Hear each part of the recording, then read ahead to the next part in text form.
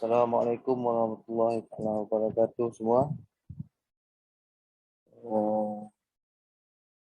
Kita mulakan training kita pada hari ini. Saya perkenalkan dulu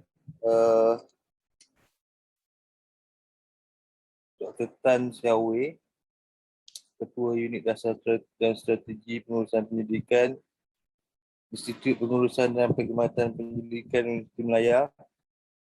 Dr. Tan adalah pemegang ijazah Doktor Falsafah Kimia dan Alam Sekitar dari Universiti Malaya, dan beliau banyak terlibat dalam aktiviti penyelidikan di sana. Jadi dengan tidak melengahkan masa lagi, saya serahkan kepada Dr. Tan. Silakan Dr. Terima kasih Encik Noor Hsiao. Can everyone hear me clearly? Boleh dengar? Boleh Dr. Tan. Thank you. Boleh. Thank you. Everyone, good morning. Today is the kind of continuous sharing session, just to share with you some of the tips that I use when I do evaluation of scientific publications. Okay. So today is not kind of like training, but feel free to ask questions. If you are very shy to turn on your mic, you can put your question under the chat box, and I will answer accordingly. Okay, so today is basically to talk about, to share with you a little bit on what are the common matrices that we can find when you use, when you came across the scientific publications evaluations. Okay, just a quick refresh on what we had discussed previously in our, I think August or July's sharing session.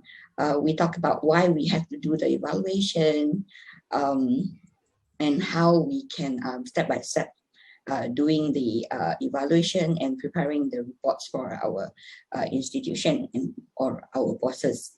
So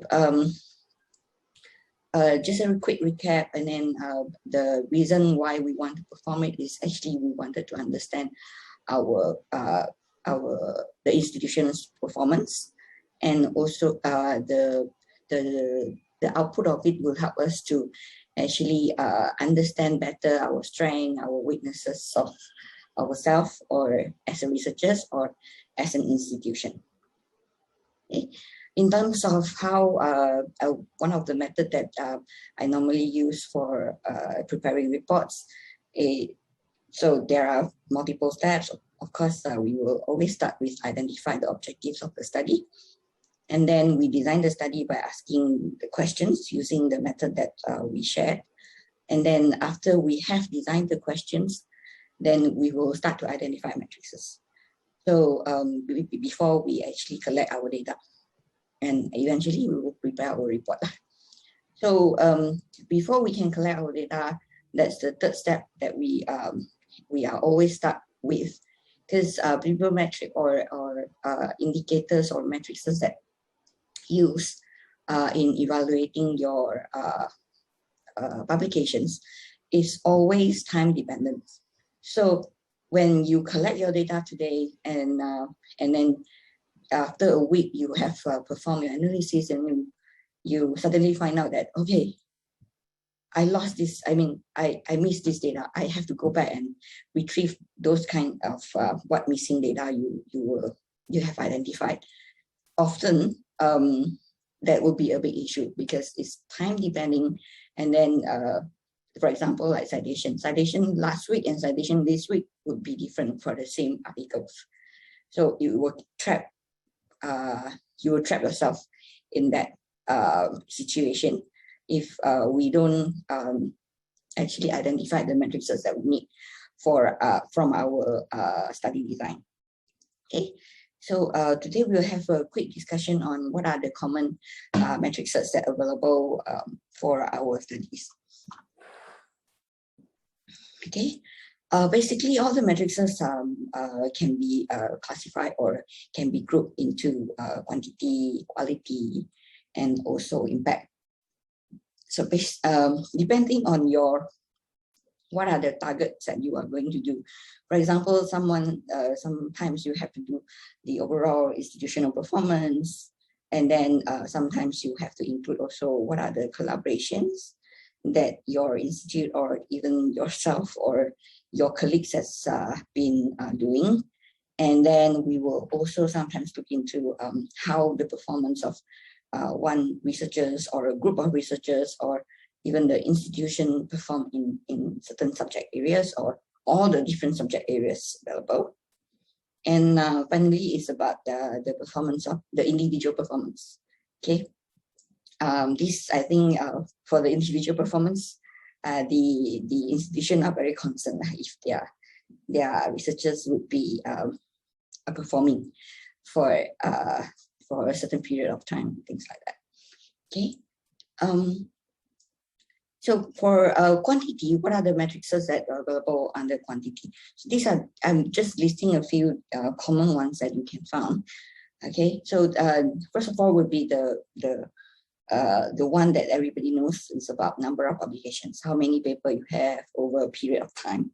Okay, and then what are the number of citations over a certain period of time for a certain group of publications, and then the number of outputs within the different quartiles. The very famous one would be your WS Q1, Q2, Q3. And then, or even Scopus also, they have their quartiles for the journals that they index. And then later, the fourth one would be the number of outputs in the top percentile journals.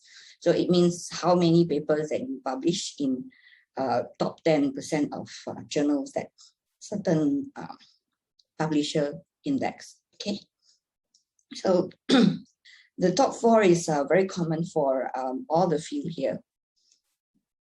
When you look at institutional performance, you always would like to have an overview of these top 4, and then when you look at collaboration, can you actually include the top 4? Yes, you obviously will be able to also look at the top 4 matrices. The top 4 matrices here. So in terms of collaboration, you can look at how much paper are actually collaborating with external parties or from different regions, from different countries. And then how many citations you receive from the collaborated or co-authored publications, okay? And then how many of these co-authored papers actually are within different quartiles? Are they all in top quartiles, or are they in all the lower 25% of the quartiles? Okay, are you collaborating and publishing in top percentile journals? And then, so these are the things that we can describe the performance of your collaboration. And there are also other things that you can do with to describe your collaboration or to evaluate your collaboration in terms of quantity. Number of collaboration with top tier universities. So many times your management or your bosses would like to know if, based on PhD, based on QS ranking, are we collaborating with the top 10 universities, top 20, or even top 50 universities? So these are the things that we can use to evaluate the quantity of our collaboration. Okay, and then you can also look at the total number of collaboration. I'm not talking about total number of publication, yeah, of co-author publication. I'm talking about so the number of collaboration by different location. So what is the difference between the first one and the last one? This is to count the number of collaborators in terms of institution or researchers. This is, the first one is to count the total number of papers. Okay, you can collaborate with 10 institutions from South Africa, for example, but you might only have 5 papers because maybe in one of the papers you have 3 collaborators or three institutions in one paper.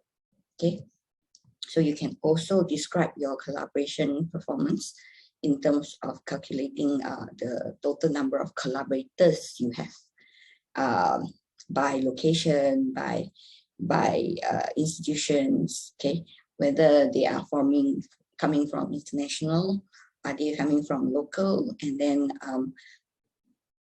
so these are the things.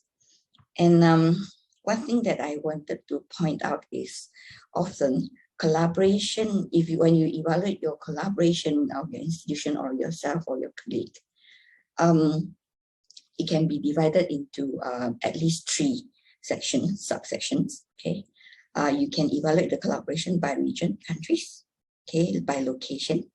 You can evaluate the collaboration based on different types of institutions. So different types. Hello, I'm sorry. Is there any slide? Oh, you didn't see my screen. I think maybe most of us didn't see the screen. Okay, all right. Okay, thank you so much. Should I go back? Okay, I'm so sorry.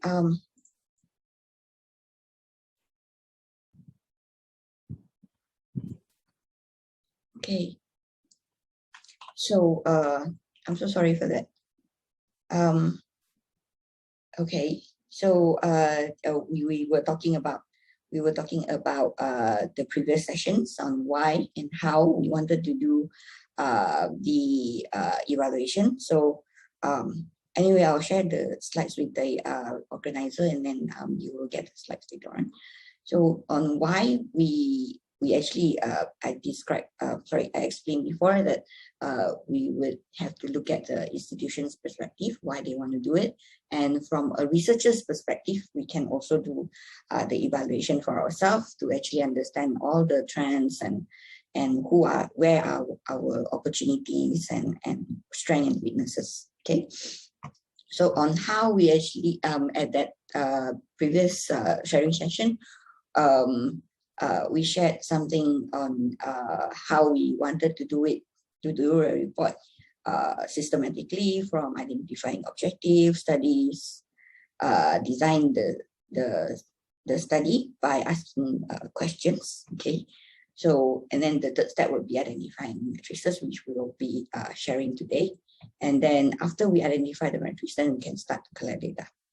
Okay, so identify a matrix is very, very important step, because as I said just now, you will have problem when because all the many of the matrices are time dependent. So if you have missed one indicators or matrices after you stop your data collection in maybe 1 or 2 weeks later, then you found that your citations is not there, then you want to go back and actually recollect the information, then you might not possibly do that. You have to do everything all over again, something like that. Okay. So everyone can see the slide, right? Okay.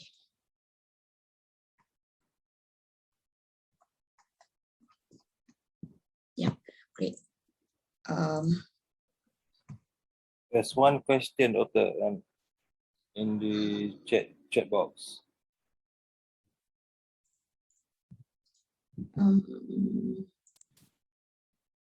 I couldn't see the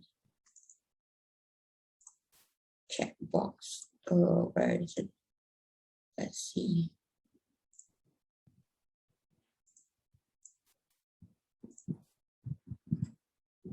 I couldn't see the chat box. I'm not sure why, but I managed to do it just now. Okay.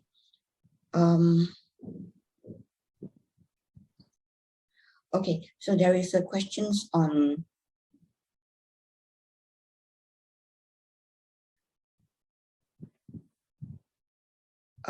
Prof said you can see the video but not the PPT. So I try to reshare again. Is it okay right now? Yes. Yes. Okay. So basically, when I second time I reshare it, you can see my slide, right? Yes, Doktor. Okay, great. Okay, so there is a questions on collaboration.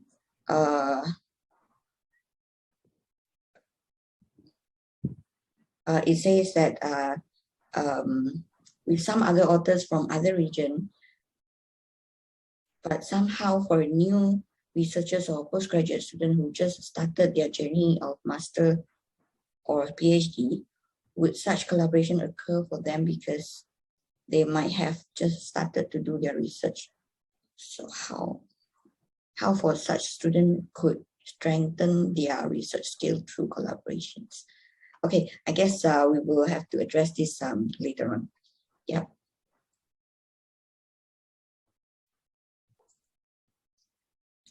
I'll come back to the question later on. Yeah. Okay. So basically, we were talking about in the matrices can be generally classified into to describe the quantity, to describe the quality, and describe the impact of the publications. And when you wanted to prepare your report, often you will somehow wanted to look at the institutional performance. Okay, you might also wanted to describe and look at and evaluate the collaboration of your institution, your researchers, and your group of researchers. And then you might also want to look at from the perspective of subject areas, how you perform in each subject areas. And also last but not least, the performance of authors. So performance of authors, these authors can refer to your researchers at your institutions. Okay, we will stop at collaboration. So collaboration, there are at least three sub areas that you can look into.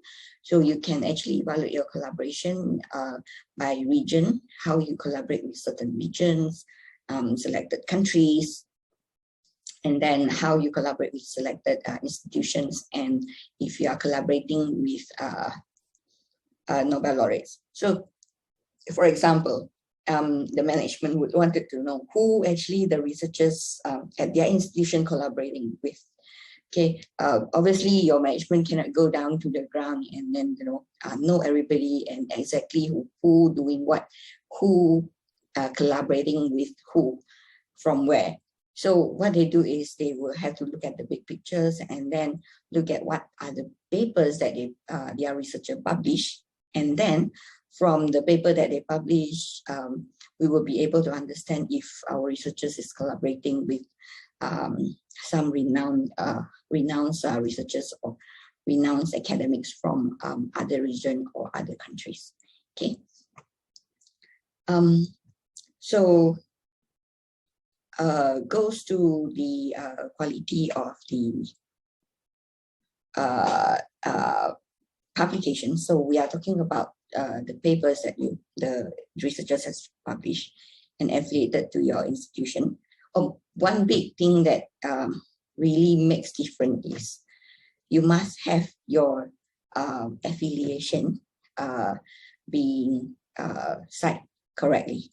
Okay, imagine if we are extracting data for number of publications, and then when we said we wanted to extract, we tell the system that we wanted to extract data for University Malaya, and your institution or your researcher don't really put University Malaya on their affiliation, for example, then you are not able to capture that. So that is the huge things that you have to alert your researchers or even ourselves to actually put our affiliation correctly. So it's very highly dependent on your affiliation. Okay, if it's not affiliated properly, then you will miss a lot of informations, or you will miss a lot of data over there. Okay, so for qualities, the matrices that actually can describe qualities often are number of citations per paper. So how much citations that you receive for certain amounts of paper. Okay, how many percentage of your paper actually in different quartiles? Because by looking into numbers, you only have numbers, and you don't have a second indicator or second numbers to support and describe the performance of your institution in terms of publication. So many times you have to combine more than one group of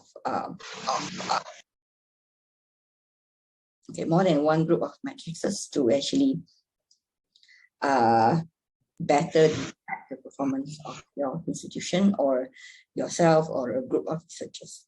Okay.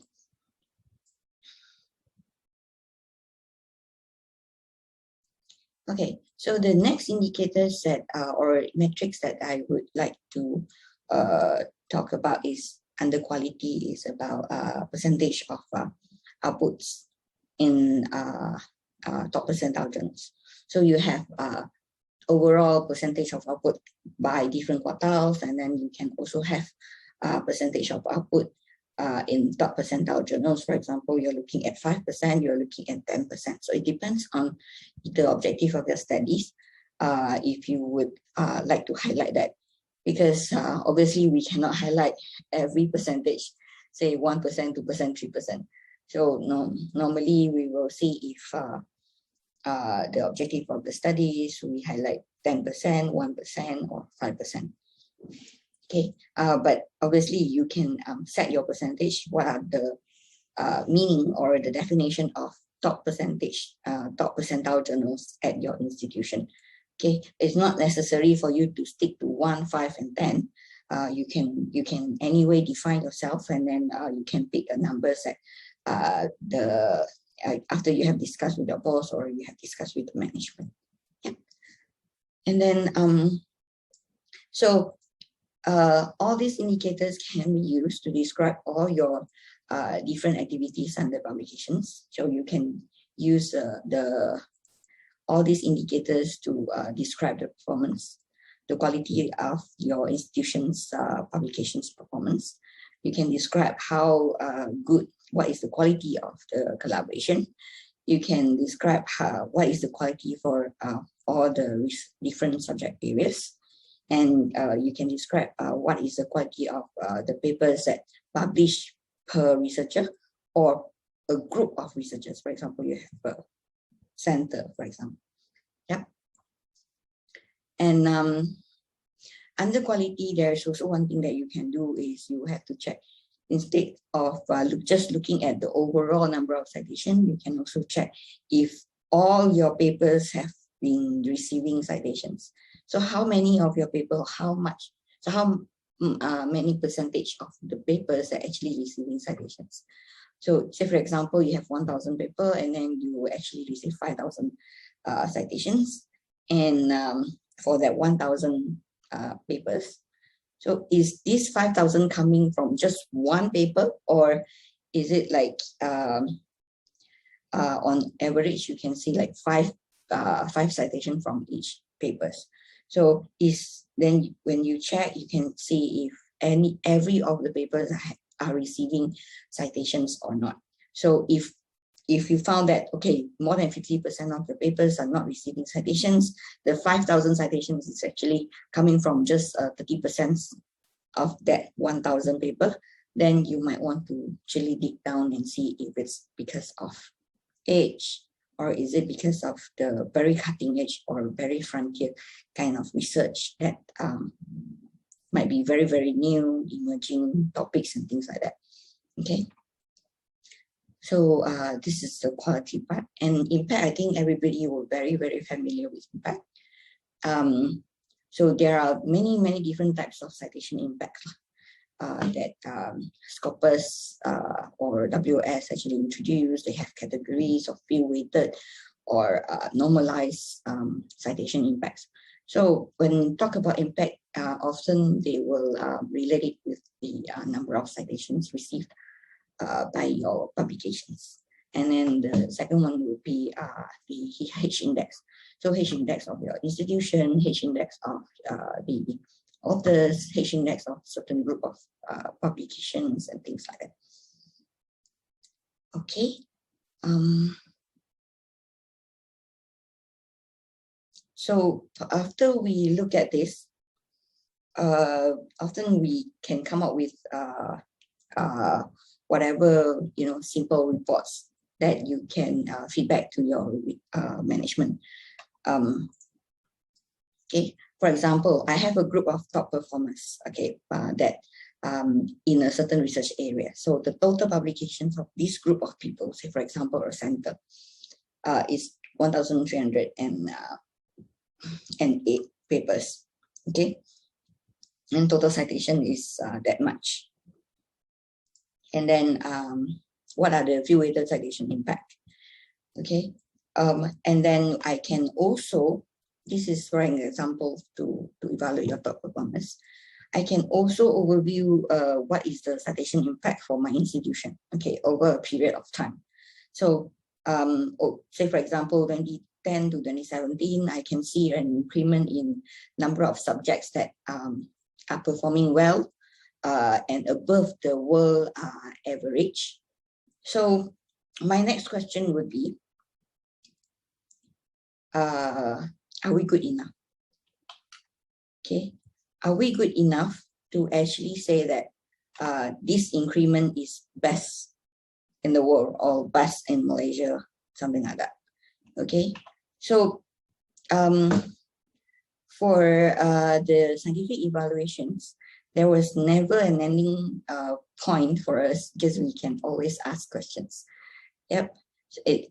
Again, like what we shared last time, is always come to your study design, your objective of it, to find a dot,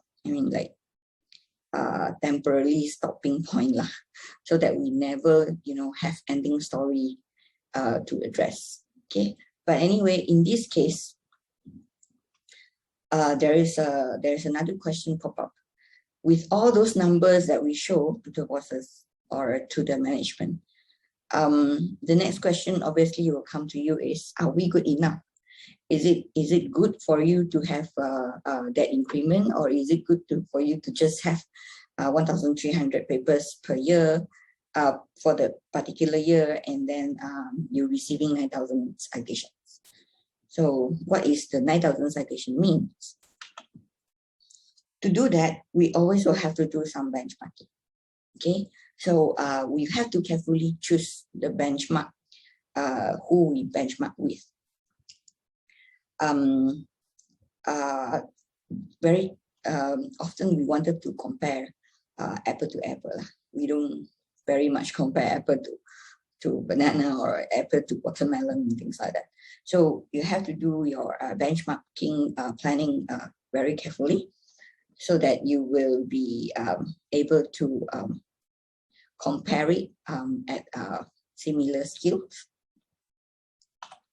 Okay, so for example, we were talking about, for this one is about subject categories, okay, within chemical engineering, and energy and material sciences. So how the 5 RUs actually perform in these 5. This is a very, very, very old data, which is we obtained from 2017. Okay. The reason for you to show this is how important you can, what are the information that you can get from benchmarking, because you would know where you are right now. Okay, do you need to do better, or you are really, really at the top, how you want to maintain, or you need to put in extra efforts and strategies to actually push your your number of publications or number of citations or number of collaborations, depend on what you benchmark. Yeah. So that is on locally, you can compare. You can also compare with the world. So what are the top topics that is very hot and people keep publishing in the world? So how would our research institutions or our university respond to all this or contribute to all these areas? Are we also publishing in these areas? Are we performing good in these top areas in the world? So, or even because there are different types of institutions and also universities. You might not every university are medicine based or engineering based, and you might be certain universities are on very good and their strength is in economics and then business and or administration. Okay, so you will have to be very careful when you choose all the indicators or all the subject areas that when you do benchmarking. Otherwise, you will have some problem in explaining to the management on the performance of your institutions or your researchers. Yeah, that is one thing that we often don't want to happen because it's really a lot of work for you to explain if the analysis come out doesn't reflect what is really happening in your university or your institution. Okay, so I guess I'm done sharing with you about the matrices. I would like to later on open to more discussion instead of just me talking here. So this would be my last slides. This is a important points that I would like everybody to take home from this sharing session. So what is the point for us to do all those evaluation? So from my end of it is to actually increase our knowledge and understanding of the strength, the weaknesses, and of our institution or ourselves and our research groups and things like that. And one of the most important part is to identify our opportunities. When we know our strength, our weaknesses, we would know where is our opportunities. Instead of just telling people, okay, you are so weak here, so weak here, so weak there. But the one thing is, where is your opportunities? So if you're weak here, and then you will be able to come up with some strategies when you understand the weakness to actually improve it, okay, and then design your way forward. So this is always that the analysis will tell us how we do it. So it's not to actually, design KPI, penalize ourselves, to force ourselves to do much better in certain things. So these are the things that I would like to stress lah. So okay, I guess that's all from me. I would like to actually open the floor to everyone to actually have a discussion.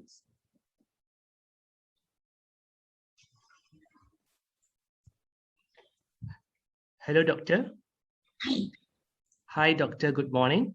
Good morning. Can you hear me, Doctor? Yeah, I can hear you clearly.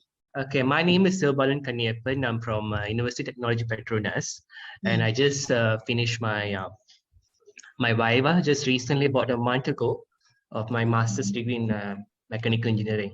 Okay, my question is basically about the things that you said. Are we good enough? So you said that collaboration is very important for us to do, right? In order for us to collaborate with some other people, some other researchers from outside. Malaysia, it can be anyone from any other site in the world. But my question is basically, like you said, are we good enough? When we go to approach certain people, certain authors, certain researchers from other parts of the world, the thing is, they might have a different perspective. They might have a different area for them to for us to collaborate with.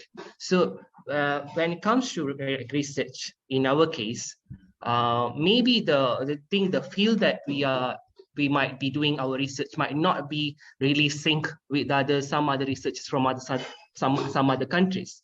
So my question is, because we have all this constraint, like for new researchers, new students, like postgraduate students, like master students or PhD students, do you think that the what are the things that the institute need to do in order for us to collaborate?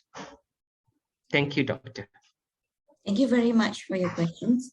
Okay, I guess the only part that I mentioned about collaboration is from these slides. So I guess what I wanted to emphasize here is not that to tell you that, okay, collaboration is very important for us. I'm just telling you that you can evaluate your research performance based on different types of collaborations. Okay, it's not necessary for you to say, I will have to collaborate with external parties, or I have to collaborate in order to have a lot of papers and things like that. I'm not saying that, okay, but to collaborate is actually to, so there are a lot of arguments nowadays and discussion on the importance of collaborations. So in a collaborative network, everybody inside the network have different roles. So and then from different backgrounds and different subject categories. So it's a when you talk about collaboration, it's a complementary of your different skills in a project. So for example, yep, and then so I think that's clear for me, right?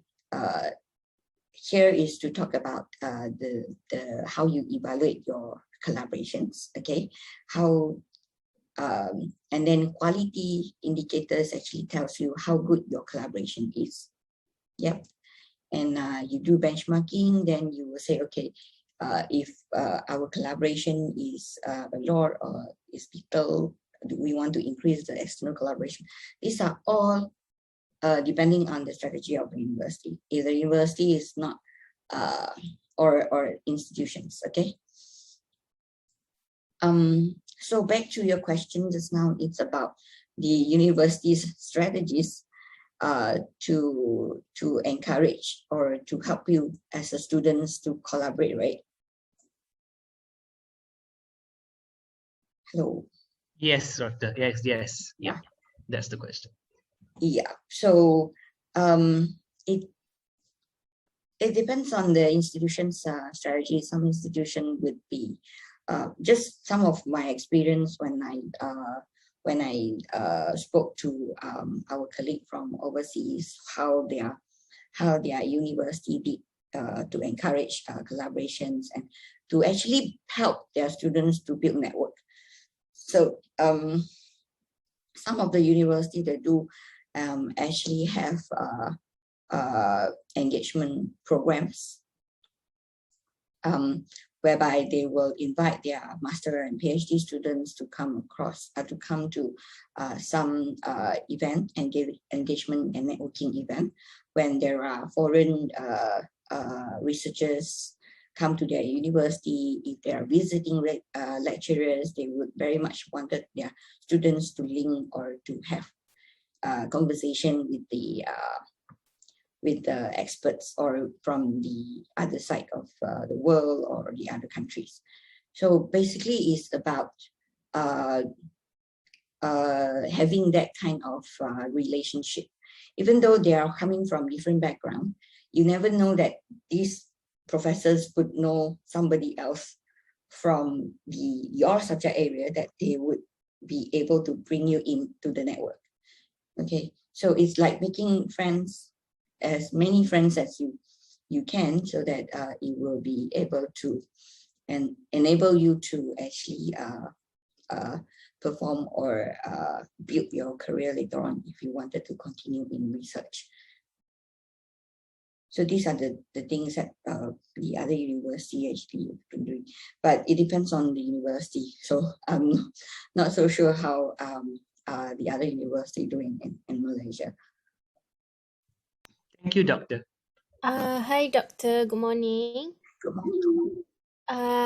I'm Ahlam from Uni 10. Actually, I'm doing my final year project for my degree. But my supervisor inquired me to write a conference report.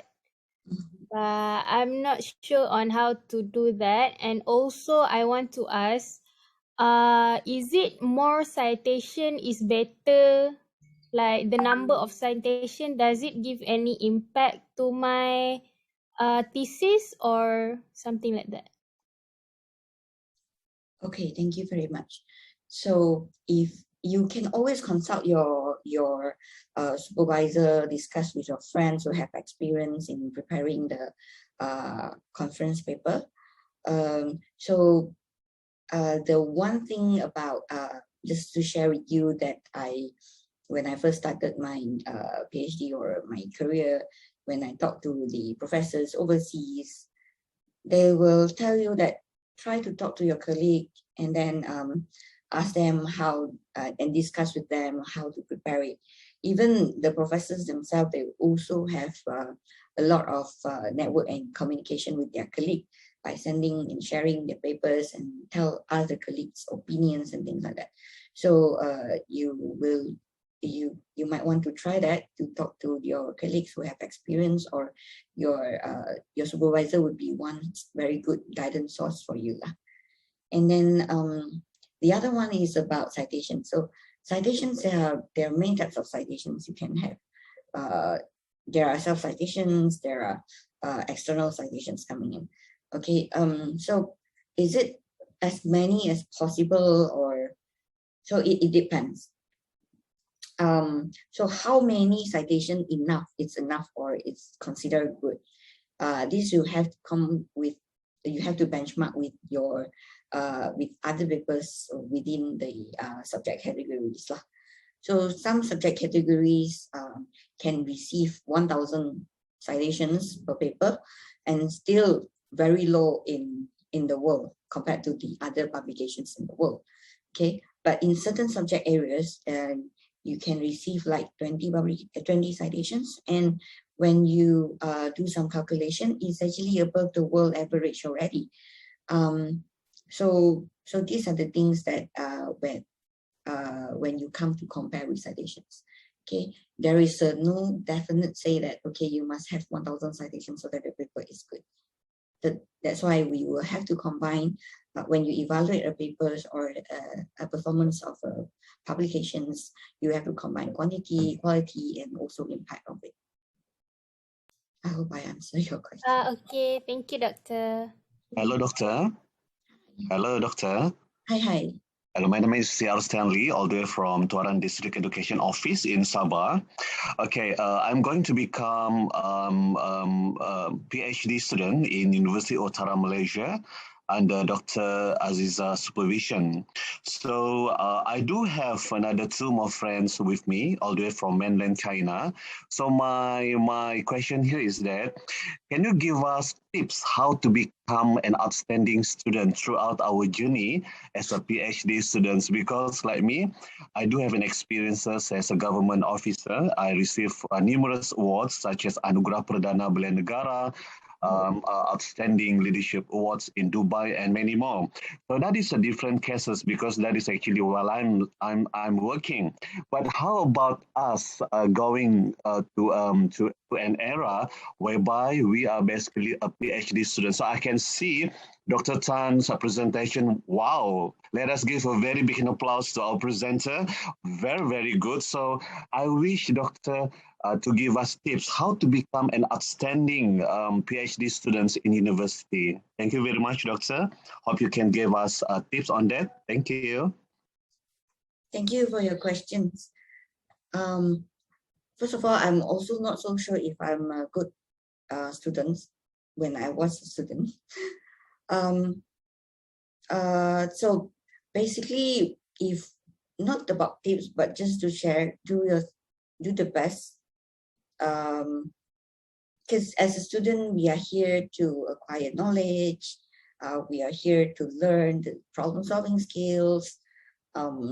We are here to not just just wanted to focus and complete our project. That's it. But during completion of the projects, you will learn a lot of different things.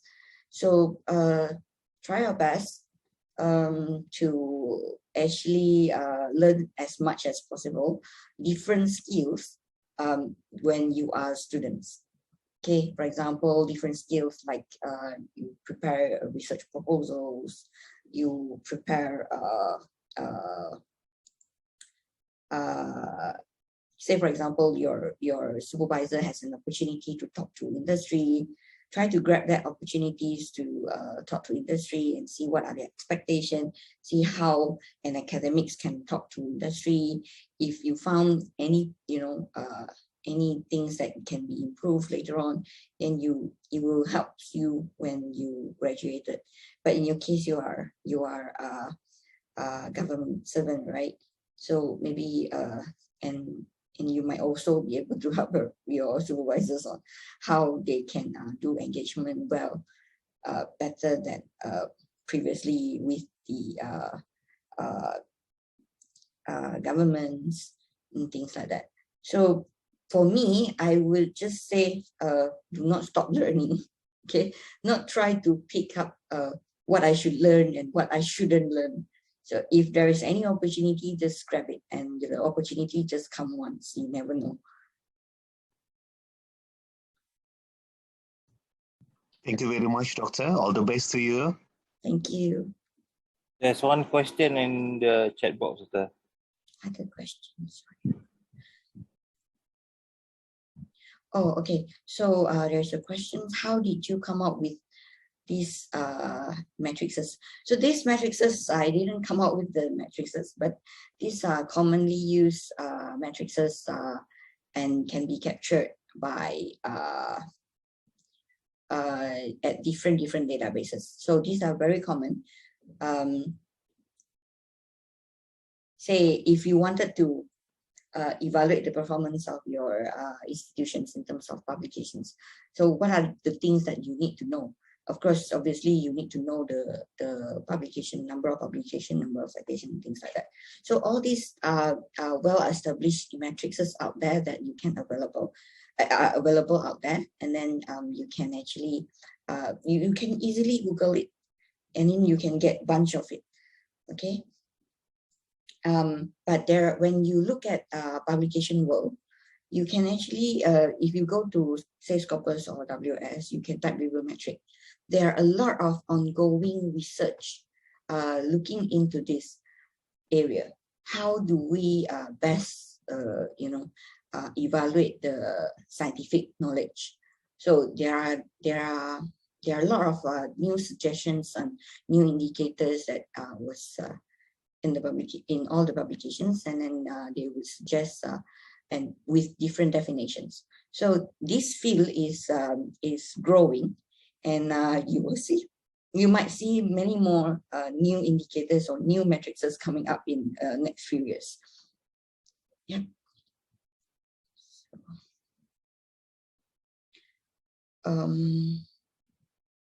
Oh, there's another question. Good morning. As per ISI report, nanotechnology related research is progressing very fast all over the world, okay? But the key of nanotechnology is nanoscience, especially quantum chemistry and quantum physics. My asking matter is how extend both the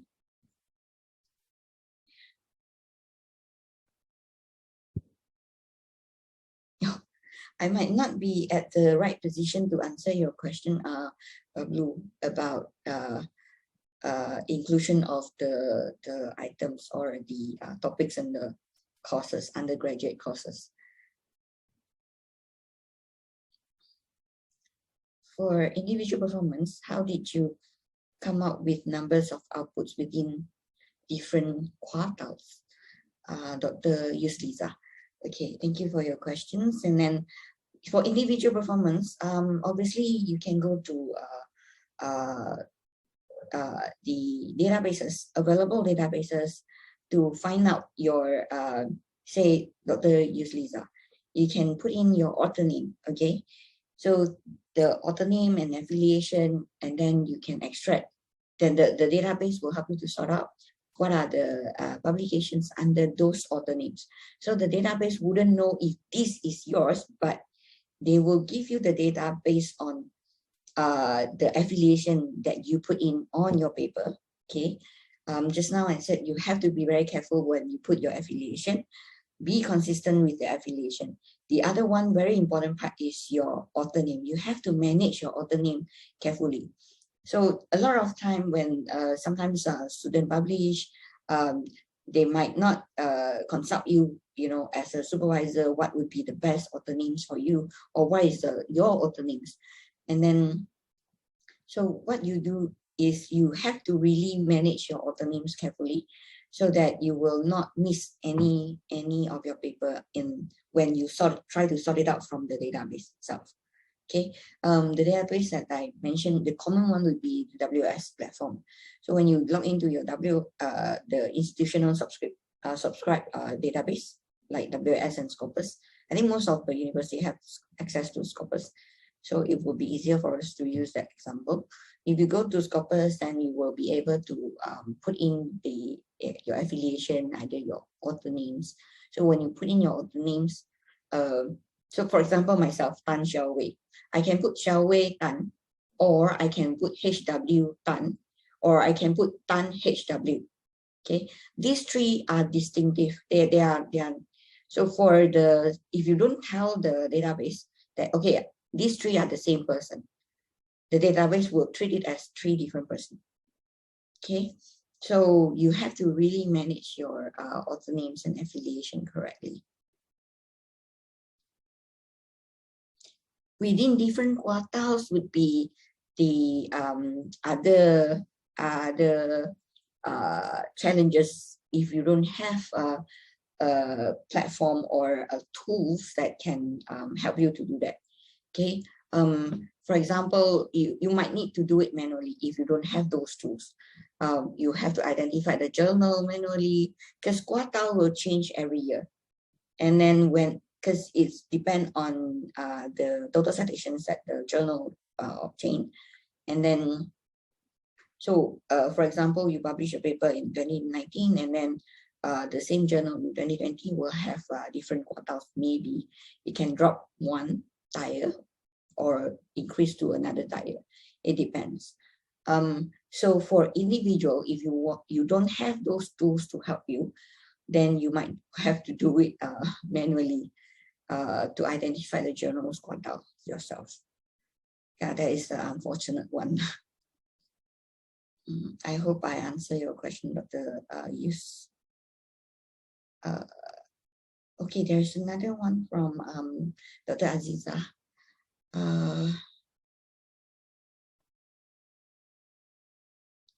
Okay, that's your students. So the supervisor is here, Dr. Aziza. Thank you for attending the session.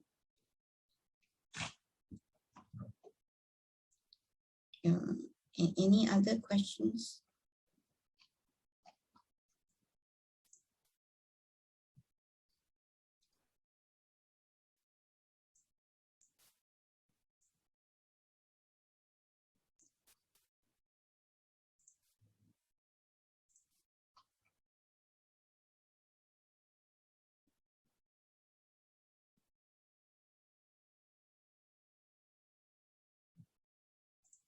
Oh, great.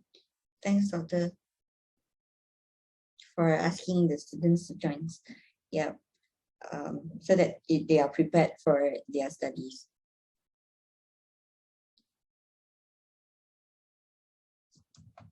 Okay, I might want to stop sharing my screen now.